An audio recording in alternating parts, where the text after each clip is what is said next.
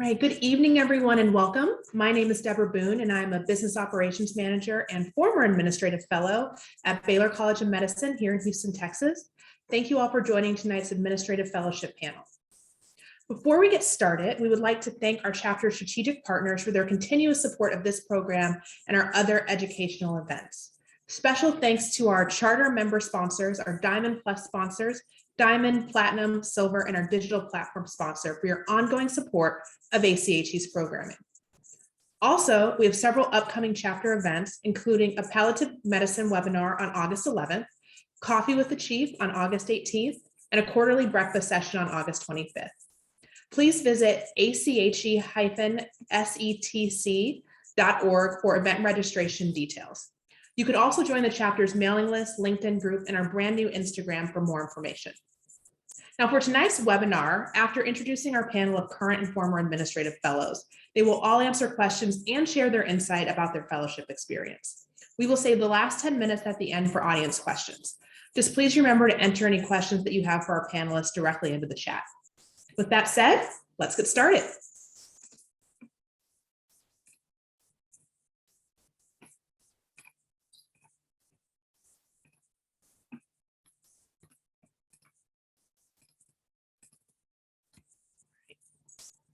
Once again, my name is Deborah Boone, and I will be your moderator this evening. Our first panelist, Adriana Rodriguez, can you introduce yourself? Sure. Hi, everyone. My name is Adriana. I was the administrative fellow at UTMB here in Galveston, and I just recently transitioned out of my fellowship to my new role as a service line operations manager for the system. Very happy to be here.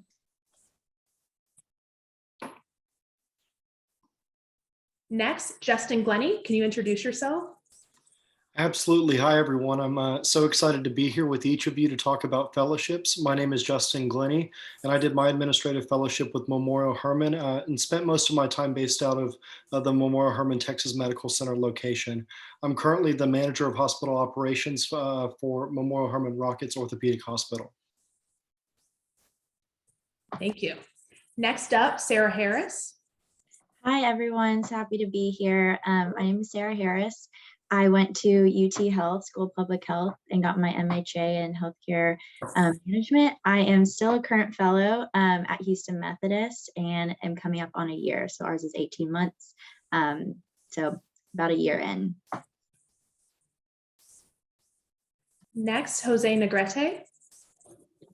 Good afternoon, everyone. My name is Jose Negrete. I was the administrative fellow at Baylor last year, and I'm currently serving as a business strategy and development associate in the office of our vice president, mainly working in affiliate operations and some of our academic initiatives. So very happy to be here and happy to talk about the fellowship process with all of you. And last but certainly not least, Lone Lamb, can you introduce yourself? Yes. Hi, everyone. My name is Lone Lamb, and I just finished up my fellowship at Kelsey-Seybold about 3 months ago. I got promoted a little early and am now a clinic administrator at Kelsey for our Stafford location. And I finished up my fellowship last year, 21 to 22. And prior to that, I finished my MHA MBA at TWU. Thank you, and happy to be here. Wonderful. Thank you all. And with that said, we will go ahead and jump right into our questions. Now, I'm going to start off with Adriana and Lone. Can you guys just tell our audience what is an administrative fellowship and what are the benefits of doing an administrative fellowship? Lone, you can go first. Okay, I will go first. So an administrative fellowship is essentially a year-long or 2-year. It's a program for a certain period of time, depending on the program, and it allows the fellow to have exposure to leadership in different departments at the organization. For example, I was at Kelsey-Seybold, and we had different rotations through the different departments at Kelsey, and we were able to kind of shadow and ask questions and actually get some interim leadership experience in the fellowship. It's an opportunity for you to really understand if you like the organization and if you work well with the people at the organization and fit in with their culture. So it gives you a year-long or year and a half period for you to kind of test the organization out as they are kind of understanding how you work as well. And for me, I saw it as a good experience to get exposure to high visibility projects. So our fellows were kind of thrown into different projects that were kind of going on at the same time that we were doing our fellowship, and a lot of very interesting and very fun and high-paced, fast-paced projects. So yeah, that was my fellowship experience, and that's what the fellowship was for me. Adriana, you can go. Yeah, everything I'm about to say will piggyback off of what you said. The fellowship is really an opportunity to put into practice what you've learned in school into the real world. And it is very, very different than what you learn in school. It's, for most fellowships, an opportunity to be in on very high level conversations and really be in the know about what's going on in the organization that you wouldn't otherwise have the chance to be a part of. It also gives you a chance to really be exposed to not just leadership, but executive leadership. And that, again, is an opportunity that you really don't get right out of school. You can get all the degrees in the world, but a fellowship really is that catalyst to getting your feet wet very, very quickly.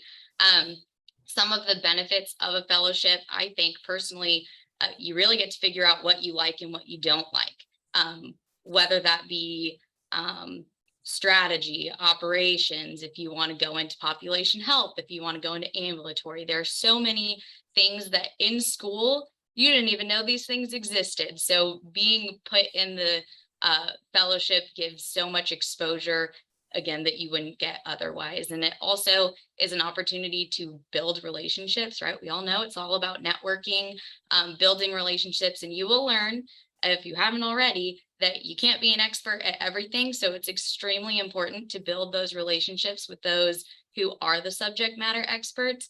And you don't just call on people when you need them, you call on them because you have a relationship with them. And that's when you can really get some good work done. So that's my 2 cents. Great. Thank you both for getting us started. The next question is for Jose and Sarah. Can you describe your fellowship research process? What tools and/or resources did you use to research potential programs? I don't know, Jose, if you want to go first, or You can go ahead. yeah. So I say there's a few ways. For me, going online, doing your research about the organization is always a great way. Using your school resources. So a lot of your, academic advisors and professors absolutely know about fellowships. They probably have students that have gone on to do fellowships. It can get you in touch with those people. I would say, honestly, the biggest way to find out if a fellowship is right for you is to talk to those current fellows, or even the past fellows. So you really get a feel for, what they're working on, what they get to, experience, how it is for them, what they like, the culture at the organization, the culture between the other fellows, and those relationships. And I would say, if there's a fellowship they're interested in that has multiple current fellows, talk to them all, really get that perspective. Because there's no better way to kind of figure out what it's like to be a fellow than talking to those current fellows. So that's kind of what I would think. For me, I also had a few internships during grad school where I got to work at a few different organizations that I was potentially interested in doing a fellowship. And that was a great way too to, dip your toes in, get a little foot in the door of seeing how those organizations work, what the fellows get to do, how they interact on the team and the stuff they work on. So that's also a great way to do some research. Yeah, I agree with Sarah 100%. One thing I would add is that, I feel like there's a couple of questions that need to be answered first before you kind of pursue a fellowship. You have to really decide whether you want to pursue a fellowship.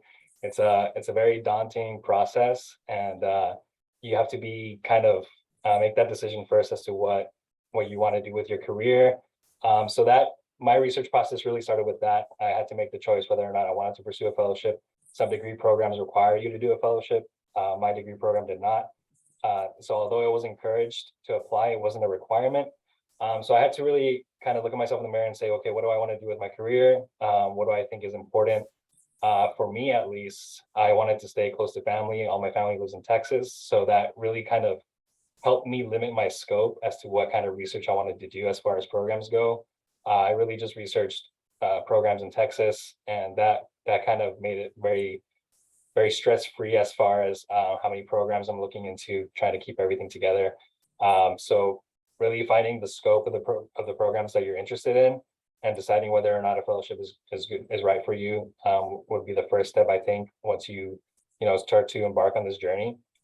And I would agree 100% with Sarah. I think you can look at the websites and you can look at an organization's values, make sure they align with you. But getting a good sense of the culture of the organization really comes from the current and past fellows of an organization. I would strongly encourage you to reach out to past fellows who have stayed within the organization. I think they have a lot more context as far as the culture goes and what that process is like transitioning from fellow to full-time employee, or just a regular standard employment.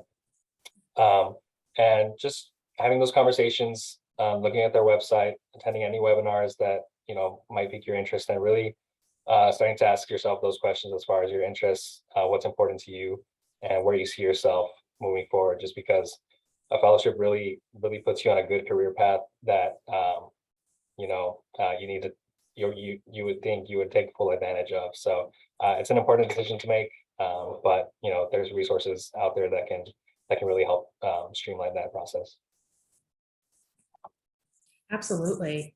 And kind of piggybacking off of that into the next question, this is for Justin and Adriana. What do these fellowship programs look for in a prospective candidate? I think that's a great question. So in terms of thinking about this, what I typically like to put forth is that, when these programs are looking for prospective candidates, they're looking for a combination of really experience and cultural fit. It's kind of two different things. Now, that experience, there's no golden key of experience that's going to be the perfect fit for everybody, right? Everybody's going to have different experience. And the key for your experience is going to be how you talk about what you learn from each of your unique experiences. You're going to have a combination of cool school experience. You may also have a real world work experience as well that you're able to discuss in an interview setting and on your applications. And it's really up to you, I think, to reflect on what you've learned and to translate into that application and into an interview setting. It's really, really important that you spend time reflecting on those experiences so that those experiences do translate and come out when you do get to that application writing portion or to an interview setting. Now, the other piece I mentioned is that cultural fit piece, right?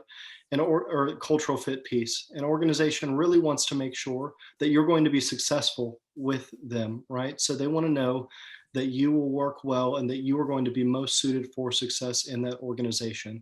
So that comes down to, when you are in the research process, really making sure that you align personally with the organization's mission, vision, and values, and really thinking deeply about that, right? We don't want to sell ourselves just because we're really excited about the idea of a fellowship. We want to make sure that we truly align and believe in the mission of that organization.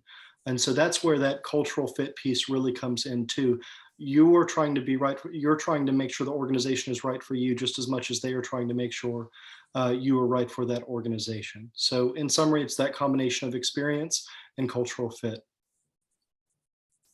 I would say the same thing, Justin. It really is bi-directional benefit there. You want to be beneficial to the organization, and the organization wants to get the same. So wow, Justin, your great answer, I have to admit. In terms of cultural fit, agreed that you certainly want to be in an organization that you see yourself staying with long term. Now, it's not guaranteed, but think about it. These organizations are investing in you to grow you as a leader, and it would be silly for them to not retain you in their organization. So keep that in the back of your mind. I would talk a little more maybe about characteristics that fellowships look for. And I think based off of my fellowship, I say this, that being someone who is not only willing, but eager to learn, this is a learning opportunity. It's not your chance to get a big kid job. It's your chance to learn. So making that a priority is important. And not everything is going to be handed to you on a silver platter. So really being a person of taking initiative and being open to that, open to learning, and also being genuine. I think authenticity might be overlooked. You want to look really good on paper, but you want to be yourself. You don't want someone to read an application and they talk to you and you are not the same person. You really want to put who you are onto paper through those applications. Definitely. And cultural fit, authenticity. Thank you guys for providing that insight. I just want to dig in a little bit more with our next question, which is going to Sarah and Lone. And with all of that in mind, how else can an applicant stand out in this very competitive fellowship process?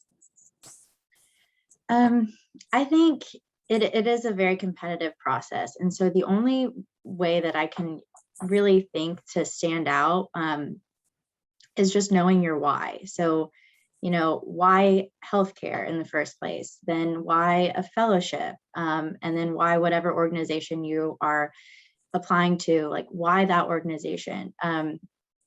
We can tell very much if it's kind of a copy and pasted answer or a copy and pasted essay or answer to a question. It's the people that really make you feel like they want to be at your organization and they feel like they belong there, that really stand out.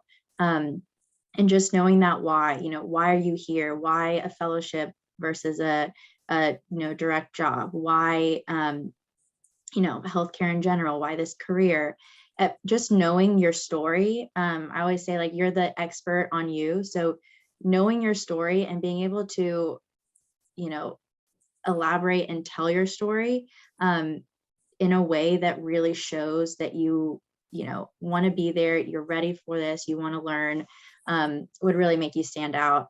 I think too, as a fellowship, like we've talked about, you're a large part of it. I mean, the majority of it, you are with the executives, you're with CEOs, you're with all of these people, and it can be very daunting, but being able to have that kind of executive presence, and like being able to hold your ground, even if, in an interview, you might not always know the right answer. We don't expect you to come in knowing everything. Like what Adriana was saying, it's a learning opportunity. You are here to learn, but being able to kind of hold your ground, have that confidence that your story and what you're talking about, and you're just eager to learn and to be there, I think are kind of the biggest ones. Knowing the organization, knowing the values, knowing what things are going on and things that you're excited about and you want to be a part of, really makes in my opinion, makes a candidate stand out,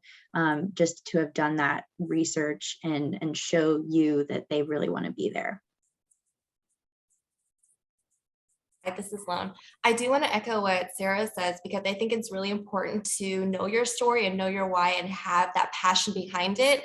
I think when I was recruiting for last year's, or I guess this year's fellows last year, for I guess recruiting them and reading their resumes and their personal statement, and then speaking with them, I really love the interviewees that made their these documents come to life with their story behind all these things that they submitted to us.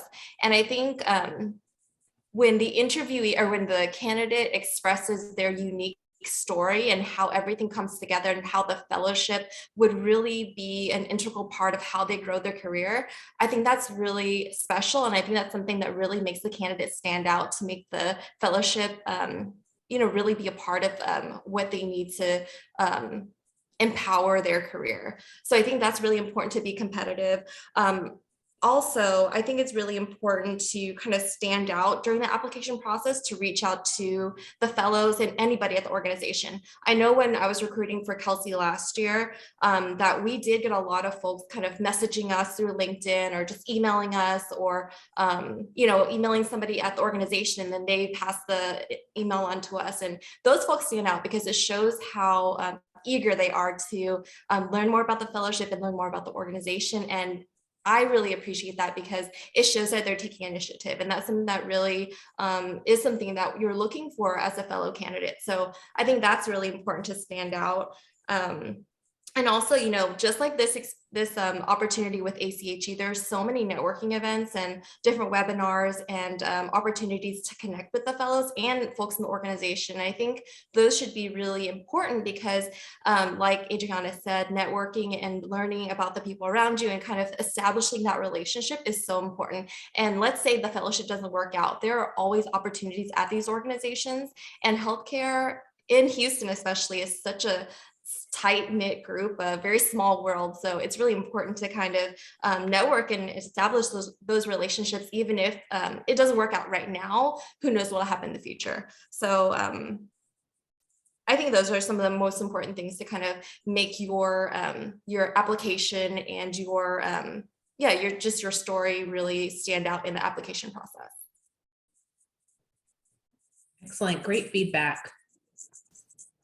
Now, we've talked about the application, and thank you guys for your insight into the way that our audience can construct the best application package possible. Now, let's talk about once the application is submitted. Now, Adriana and Justin, can you talk a little bit about how a candidate should prepare for the interview process? Sure. We'll kind of go off of what both Sarah and Lone said. Obviously important to know your why. So what does that mean? Elevator speech. 100%, you need to know that left and right, backwards, forwards, because that's your hook, line, and sinker, right? That's the first thing that they're going to ask you when you interview is, tell me about yourself. So I'm sure you've written it before in school. This is a little different because you should probably include a little bit at the end why you would like to pursue a fellowship, but certainly preparing that, practicing it in front of the mirror, practicing it to people you know. But also I would highly suggest that elevator speech not being word for word from what your personal statement is. You'd be surprised, it is very noticeable. So it should be conversational, certainly something you need to practice, and mock interviews. You can ask people, I'm happy to help out. I will mock interview you. I'm sure all of us would. You people at school, family members, mock interviews. I wouldn't say that there's any crazy different interview questions throughout the interview process for a fellowship, what you would find online. So I think it would be really important to do those mock interviews. And again, just really know your why. And as Jose mentioned earlier, it is a daunting process, and you truly grow better understanding your why and asking yourself these questions that you do have to think deeply about and know what you believe and what you feel strongly about. So highly suggest going through questions and knowing exactly how you would answer them. I agree completely with that. And I echo the significant importance of mock interviews and knowing your elevator speech. It really, really is critical. Oftentimes in these interviews, the first question you're going to get is, tell me a little bit about yourself. And so you want to be able to go with it without it feeling super rehearsed and robotic, right? You want it to be comfortable.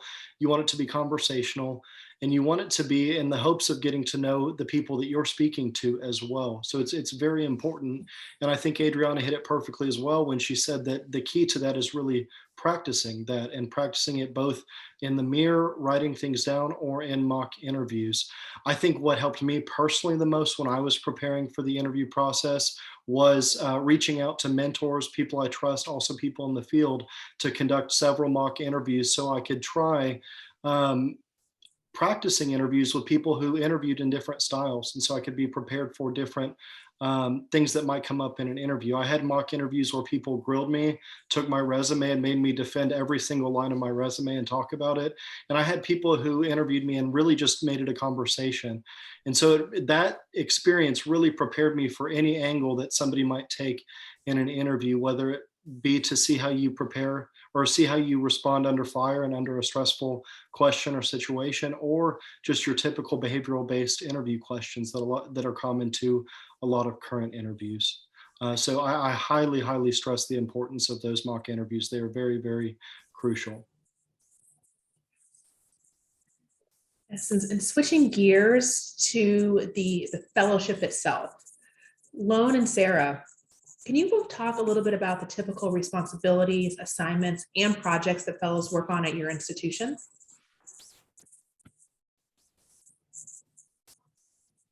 My Sure, dog- I can go first. Or do you want to go first, Sarah? You go first. Okay. So in the Kelsey Siebold Fellowship, there's two parts to the fellowship. So we have kind of like a shadowing department orientations and getting to know the different departments, kind of rotation based part of the fellowship, as well as project based. So initially we have all the fellows meet the folks that they'll be working with across the organization. And then after that, there are projects. So there are operational type tasks and projects that happen, but there's also kind of strategic high level projects that happen. And it really depends on what is going on in the organization. So for example, when I was a fellow, we were doing a large lab change transition. And so I did a lot of daily tasks with the lab, as well as doing interim management for the lab. So that's one special project that I did. And high level, we did a strategic project with our exam rooms. So I guess for our fellowship, the responsibilities and assignments are really aligned to what's going on in the organization. And I felt like when I was doing my fellowship, I had bosses from everywhere I went. It was kind of like, hey, can you do this small thing for me? And also like, hey, I have this large project. Can you contribute whatever you can as far as like analytics? So for that's how Kelsey's fellowship works. We kind of do the shadowing part as well as the hands-on type of projects. Yeah, I would say, and again, I can really only speak to Houston Methodist Fellowship. So this is really, for us. Ours is rotation based as well. So you do, certain core rotations that every fellow does, but you also have your elective rotations. So in just like Len was saying, some are big projects, some are small. Some of them, and I always like to say as a fellow, like your tagline is no task is too small. If you are given the largest project that you can think of, you handle it. If someone says, hey, can you go hand out, Cheetos to the nurses, you do that as well. You just say yes to as much as you can, and you just run with it. So for us, a lot of it is project management. It depends on what rotation you're in. It depends on the time of year. It depends on, what's going on in the organization. We do, you get to a new rotation and you are given, smaller projects, you take over other projects from people, and you kind of do those within your 3 months. But then we also give our fellows some larger overarching projects that span their entire fellowship.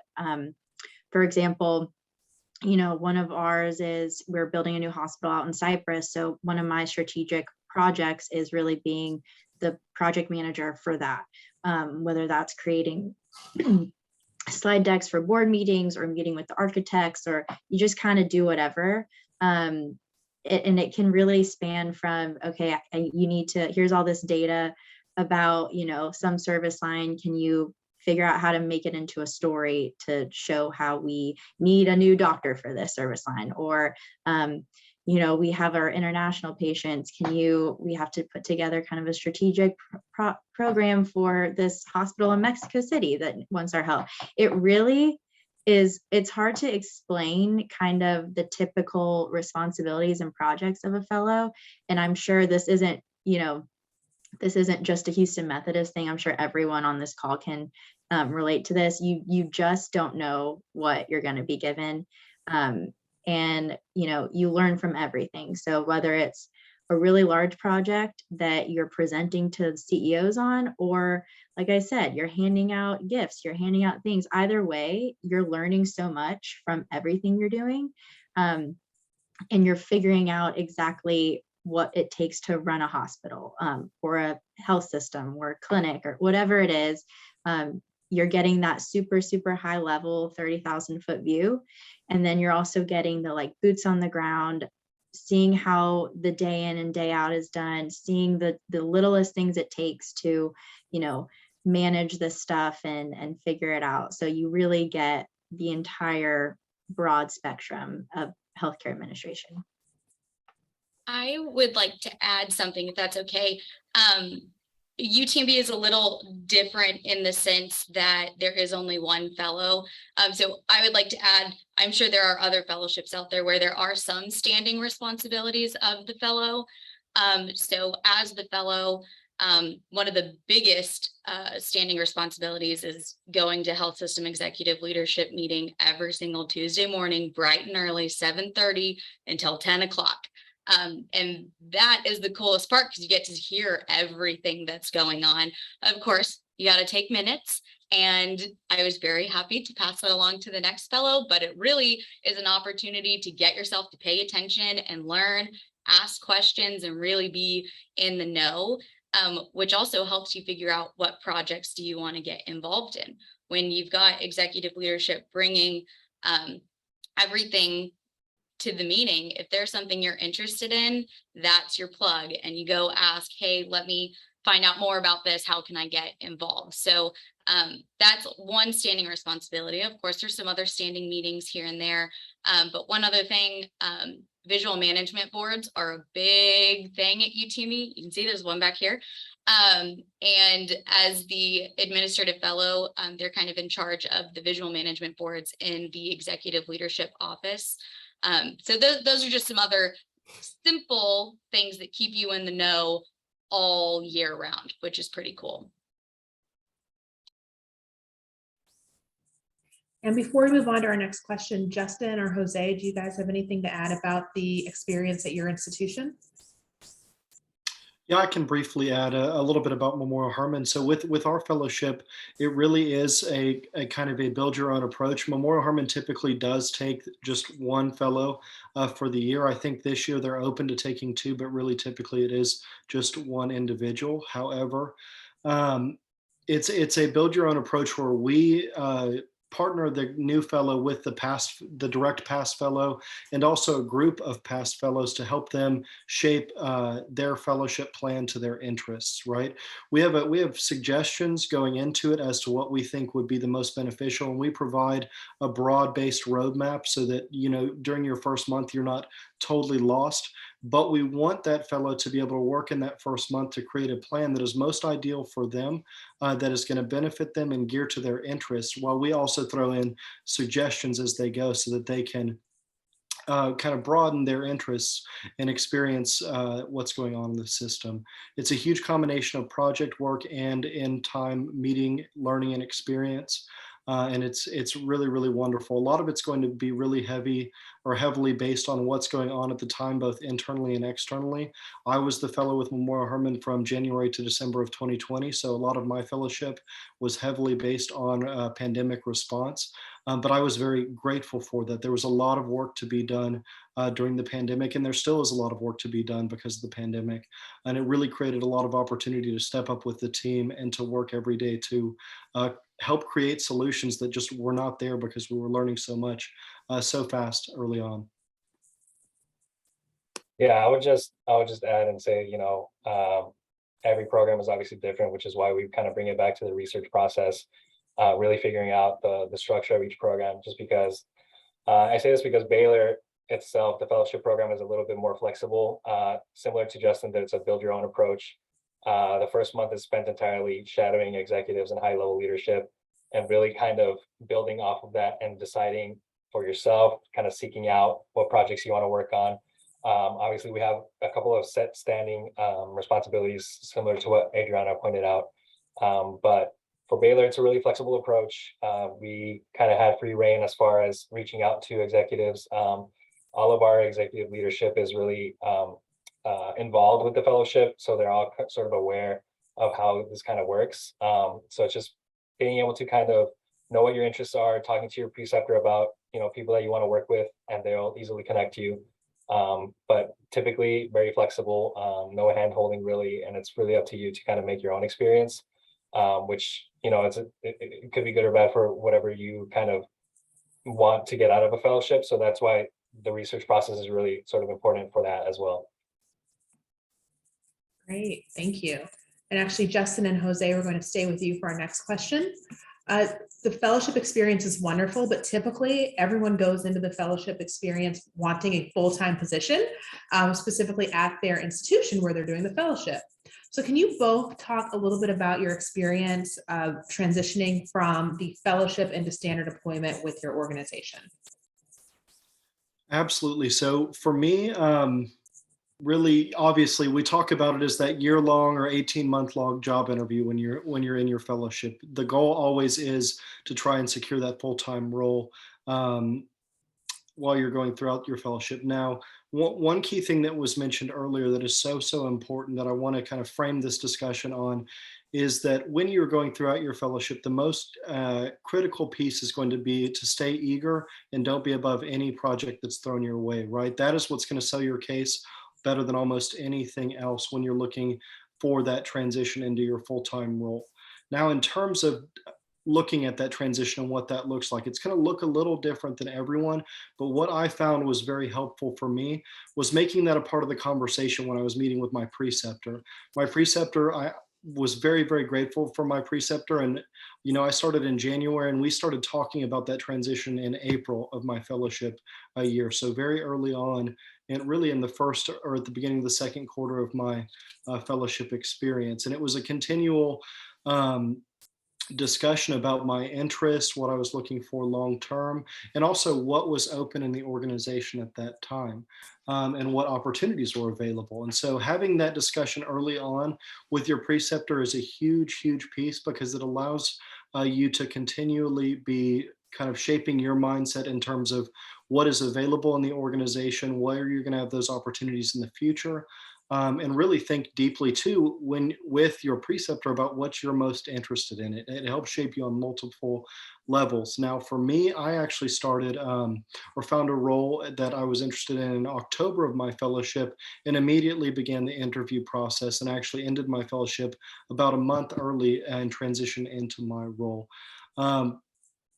That was really done at the advice of my preceptor. And so that's why I think it's most key to have your preceptor as a part of that discussion continually. My preceptor in his fellowship way back when actually did his fellowship for 3 months and then transitioned immediately into his role, because there was something that was available and he was asked to step out. And he figured getting that real full-time job would benefit him even more beyond the fellowship. And so he stepped up when there was that need. And so again, it's going to look a little bit different for everyone, but it's really key and critical to have that conversation with your preceptor early on and often, in just a conversational way that shows that, one, you're interested, but two, allows you to explore your interests with your preceptor and talk realistically about what the organization has available. Yeah, I would agree that communication with your preceptor is absolutely essential throughout the process.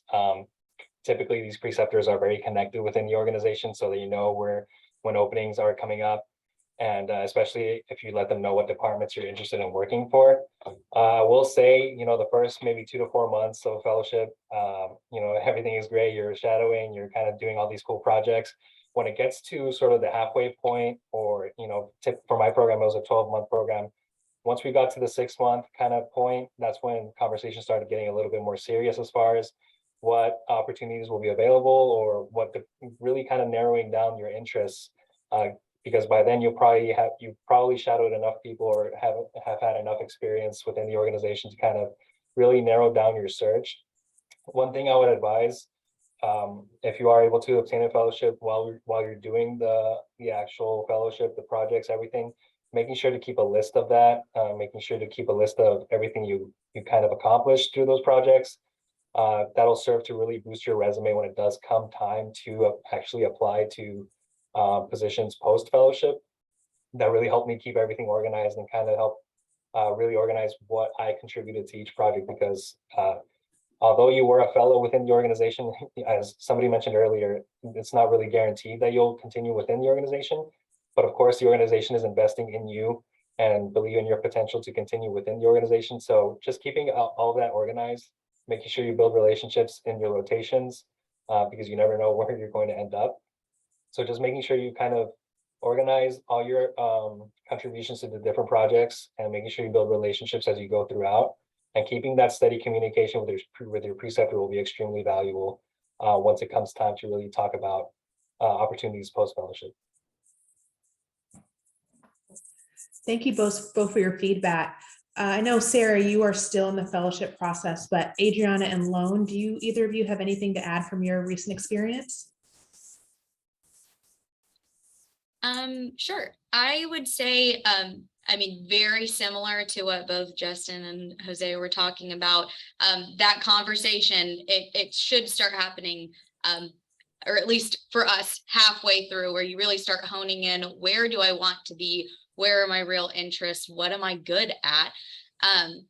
So my transition looked kind of similar, where I knew where I was going, but you had to have some uncomfortable conversations. How do you bring up, hey, I really like how to do this, give me a job? And luckily my preceptor was so kind and helped me pull that thread. She had conversations, I had conversations, and things did all fall into place. Now, transitioning into that role, we're very big on standard work. So I had standard work of how to transition the new fellow in as I transitioned out. So I helped Stephanie onboard for a week while I was already in my new role, and that transition happened pretty smoothly. Similarly, I was very expressive about the roles I did want and didn't want.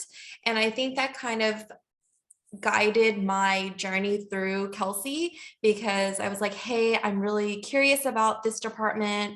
Can I learn more about it? And I kind of got more information and more data points to give me the information I needed to, like, when to apply, who to talk to get more information. So for me, I really wanted to be an operations manager. I loved working in operations. I shadowed a ton of clinic administrators and I loved what they did. I just found it very fun. And so I knew what clinics were opening in the year that I was, or I guess the time frame that I was going to transition from fellow to something else. And so the timing kind of worked out perfectly, where I was shared a role and interviewed for it, and interview went well. So I think it's really important to be communicative about what you want. So really expressing, like, hey, this is what I'm interested in. Like, what do you think? Kind of getting the feedback of, would I be, like, what do you think a person in this role would need to learn or know before coming in, just so you can learn that before actually taking on the role. And I think the more that you show interest, the more information you'll get, because folks will kind of share as you talk to them about it. So I think that's crucial to finding your role. Yeah, I think just being really honest with yourself and honest with the people around you really helps finding that role. So yeah, I mean, I transitioned a little bit early because my role opened earlier than my fellowship ended. So there was about 2 months when I was doing double work, or kind of doing 2 roles at the same time. And I just recently like left my older role. We still have like some projects, some tasks to tie up, but for the most part, have transitioned over. Thank you all for sharing. And it's, as you can see, everyone has a different journey with their fellowship program, especially as they transition from the fellowship program into full-time employment with their institution. So thank you all for sharing your perspectives. Now we have one more question for our panelists before we open up the floor for Q&A. So anyone in the audience, I encourage you to go ahead and put your questions in the chat. This is your time to ask current and former fellows about their experience, the application process, or just anything that's on your mind about the fellowship. I see there are already a few in the queue, and hopefully we'll get a few more in during the final question. So panelists, final words of wisdom for our audience. I will go around to all 5 of you. If you could just name one thing that you wish you knew before starting the fellowship application process. And Adriana, I'm going to start with you. Wow. I kind of mentioned this earlier, the importance of building relationships. I knew it was important, but being in the role that I am now, 100% invest in others and they will invest in you. That's great. Thank you. Next up, Sarah.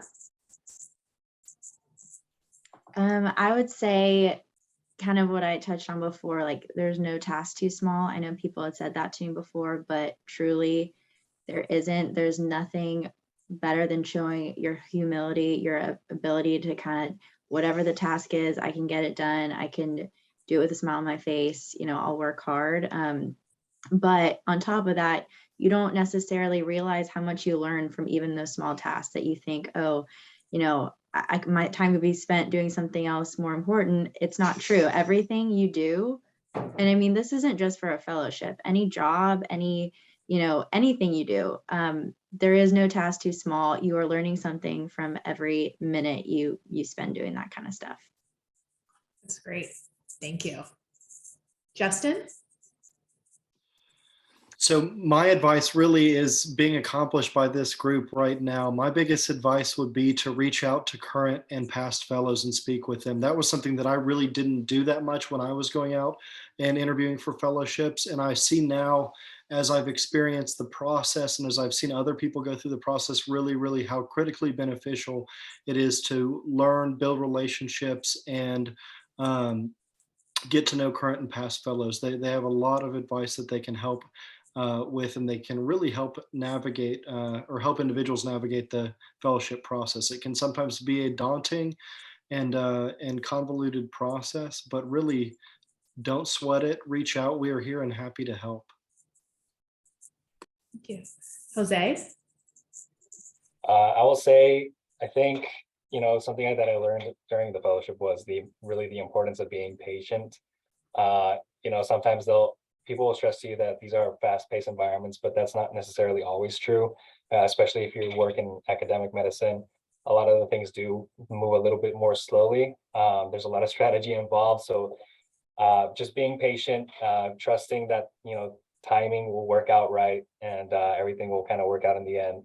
Being patient, not really, you know, just understanding what you're able to handle, and not, I know you want to say yes. It's going to be hard not to say yes to everything, which you should strive for, but also having a good understanding of what you're able to handle, not, you know, over promising and then under delivering, you know.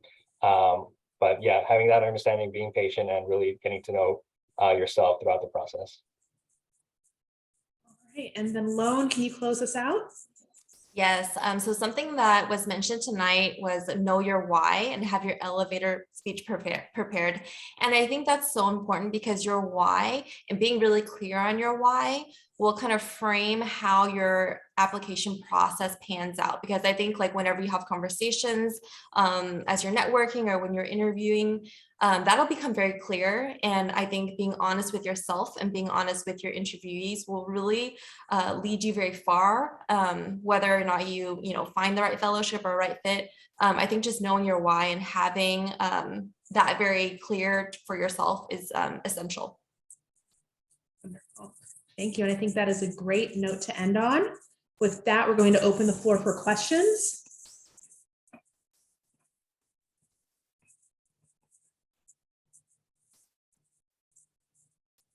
I have the first question. So what challenges did you or are you facing during your fellowship?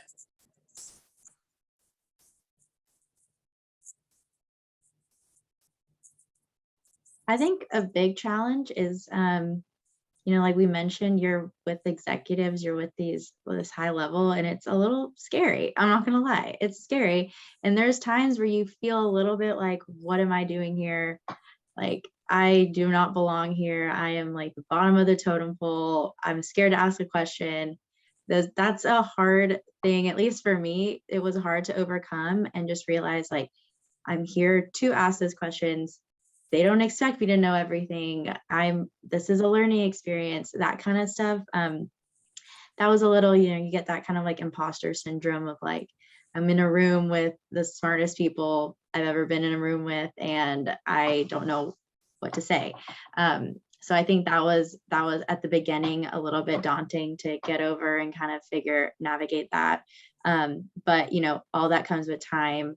As you start learning, as you start feeling a little bit more comfortable asking those questions, feeling a little bit more confident, and just feeling like, yes, I am here to learn, and that is what I'm going to do. I can answer this. I think during my fellowship, I found it challenging, and I had to learn how to really prioritize, because each day we had meetings, we had shadowing opportunities, we had a lot of things to do. And along with that, I'm trying to balance 5 projects. And so I think just trying to understand how to really prioritize, because I felt like I had 10, 20 bosses, right? Like everybody that asked me to do something, I wanted to make them feel important and follow through with my commitments. And I think I felt a little bit of burnout because I was trying to do everything, and as well as, follow through with the shadowing and rotations. So I think, I learned how to really prioritize everything that I was doing based on urgency and what folks needed. Thank you. So next question, what technical skills are best to have to succeed in a fellowship? Most of the candidates have similar backgrounds, but what is the committee looking for?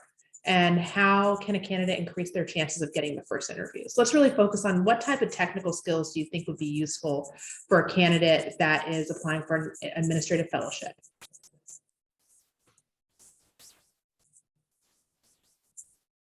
I think it really depends. There's not going to be one exact perfect set of technical skills that is going to help you flourish and succeed in a fellowship. There are certain things that, I use every day that have benefited me, and 2 of those things I think off the bat are Microsoft Excel and PowerPoint. Those are common, and it can be from how to add a few numbers in Excel and showing a coworker that, to running a regression analysis of determining factors of our length of stay in our hospital.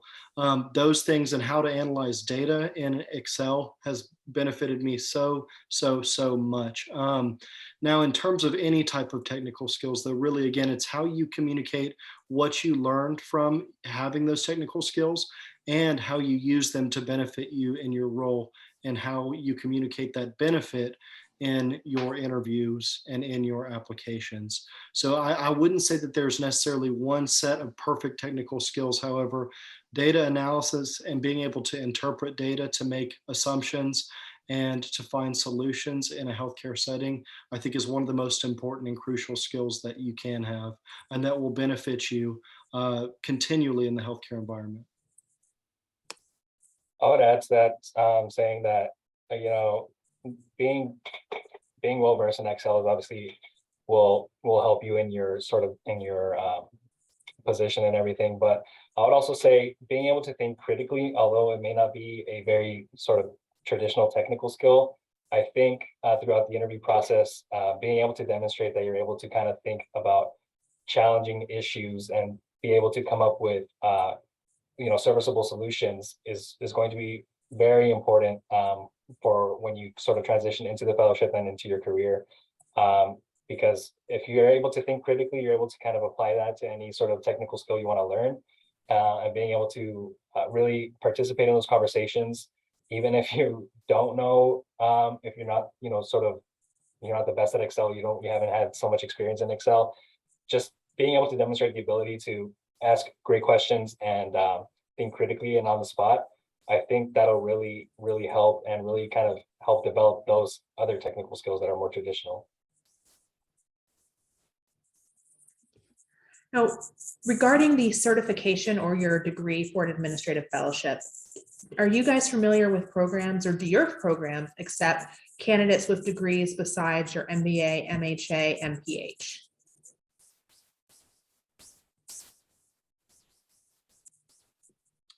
So I can speak for a little bit of Memorial Herman's program and how we view it. So we are very keyed in on those three types of master's degrees. However, we're not totally, I guess that's not the total criteria, right? If you have a different advanced degree, but that is a healthcare related advanced degree, that is something else that can be applicable.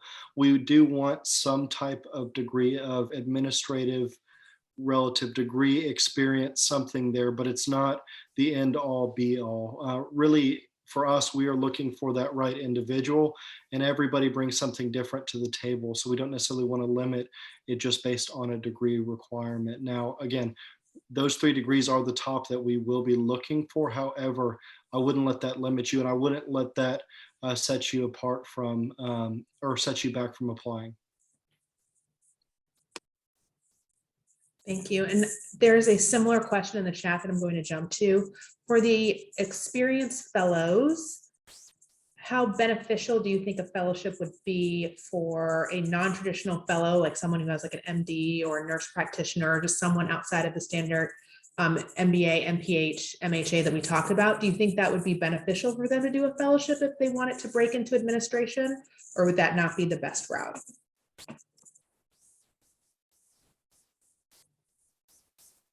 I certainly think it could be beneficial. There's nowhere does it say you can't have an advanced degree, or at least at UTMB it doesn't. So no, to answer the question very straightforward, I think it would be extremely beneficial. Wonderful. And I know we have people from clinics and academic medical centers and hospitals. So for the fellows, what are some tips that help you decide between pursuing a fellowship at an academic health center versus a hospital or clinic setting? I can go ahead and start because I feel very passionately about this. I specifically wanted to be at an academic medical center. So that is somewhere that's tri-missioned: education, research, and clinical care. And plenty organizations do that. So to answer the question of how do you decide what you prioritize, it really is where you want to be. If you want to be in the ambulatory space, in administrative fellowship at Kelsey-Seybold is the perfect place to do that.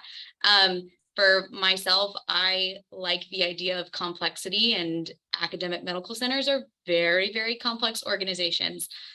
So I would just do your research and decide what is it that you want and what would give you the opportunity that you're looking for. I'll add on to that because I also work at an academic medical center, and I would say the reasoning behind why I sort of pursued an opportunity here was, we all studied some sort of healthcare management, except the field can be a little vague.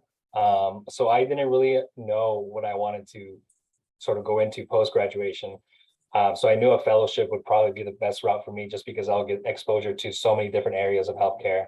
And that's especially true for an academic medical center, especially because you'll get the clinical side of things, you get the educational side of things, and you get the research. So really maximizing that exposure to different areas was what was right for me. It may not be right for everyone, but I just wanted to get a better idea of what was out there, get experience in multiple sort of areas of healthcare. And that really kind of helped me solidify what I was really interested in and what I wanted to go into post-fellowship. So it's a really subjective process, but I would encourage an academic medical center. All right. Go ahead, Lou. I'll just speak to the clinical setting. So I actually was very interested in an academic medical center. And when I took my fellowship at Kelsey-Seybold, I was surprised at how much I love the outpatient care ambulatory environment. Kelsey-Seybold is growing tremendously, and I really appreciate their focus on value-based care. I think that that's something that is a great way to bring patients in, and Kelsey, I guess ambulatory care, it's the entry to healthcare, I feel, with primary care. So I think that now that I'm in it, I feel like it's a great opportunity to hit patients first before they go to like the hospital or anywhere else with acute care. So I really like it now that I have exposure to it and learned more about it. I'll kind of add to that. I work in an academic medical center too. But the reason why I wanted to do one at Houston Methodist is because you get all of it. We have our research institute, we have our hospitals, we also have our physician organization where we do all of our clinics and our emergency care centers and everything in between. And so if you're looking for, like Jose was saying, if you graduate or you graduated in the past and you still really don't know what area of healthcare administration you want, choosing something like an academic medical center is so beneficial because you get a little bit of everything and you get the 30,000 foot view where you understand how an entire system works and what feeds into what, and you get to connect the dots from everything from the second a patient calls into a primary care office to the second they come into surgery to the research that's done at the bedside to working with medical students and everything in between. You get everything. So you're exposed to this huge system. And if you don't really know what area you want to be in, there's no better way to figure it out than kind of dipping your toe in everything. Wonderful. Thank you. And a great note to end on. Thank you to all the panelists. You guys did a great job. You're so insightful. I did my fellowship, but I feel like I learned a thing or two this evening. So thank you all so much. For the audience, you see everyone's name and contact information on the screen. All of us are also on LinkedIn, so feel free to reach out. And then in the corner, you will see the ACHE handle for Instagram. So follow that for more updates on the chapter, as well as the ACHE LinkedIn or our listserv, just to hear about all of the exciting upcoming events that we have going on here with the Southeast Texas chapter. And with that, I hope everyone enjoys the rest of their evening. Thank you so much for spending an hour with us.